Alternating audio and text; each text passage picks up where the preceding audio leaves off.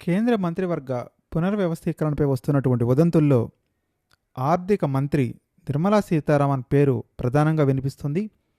ఆమెను పూర్తిగా తప్పిస్తారా లేక శాఖ మాత్రమే మారుస్తారా అన్న చర్చ జాతీయ మీడియాలో జోరుగా సాగుతుంది.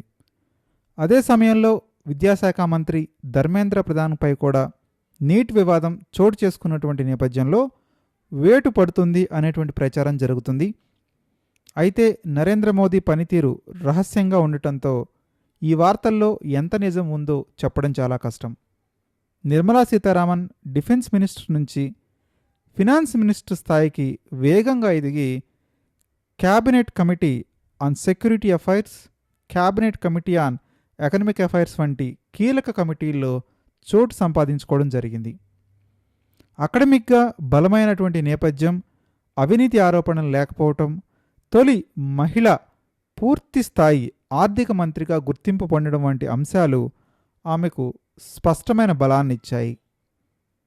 అయితే ప్రస్తుతం దేశ ఆర్థిక పరిస్థితిపై అనేక ఆందోళనలు వ్యక్తమవుతున్నాయి.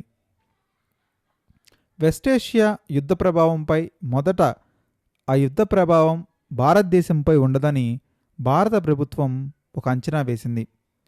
తర్వాత ప్రధానమంత్రి విదేశీ ప్రయాణాలు తగ్గించుకోవాలని, బంగారం కొనుగోళ్లు వాయిదా వేసుకోవాలని సూచించటం ఆ అంచనాలపై మరిన్ని ప్రశ్నలు లేవనెత్తింది.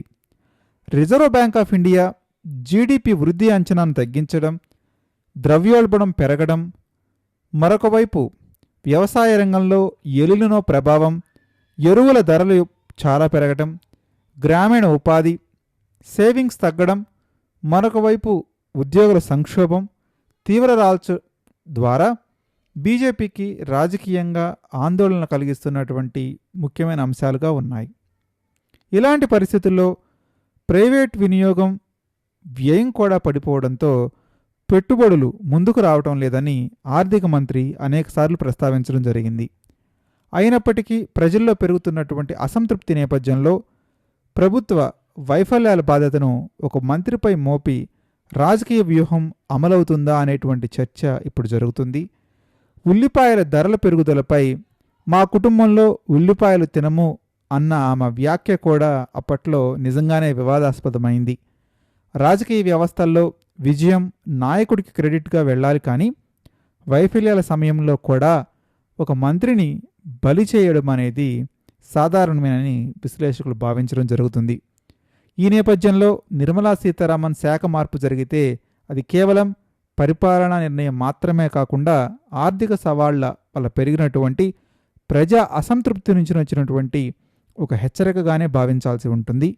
మరీ ముఖ్యంగా ప్రధానమంత్రి రాజకీయంగా కొన్ని అంశాలను దూరంగా ఉంచే వ్యూహాత్మకమైనటువంటి అడుగుగా కూడా చూడాల్సినటువంటి అభిప్రాయం ఏర్పడుతుంది.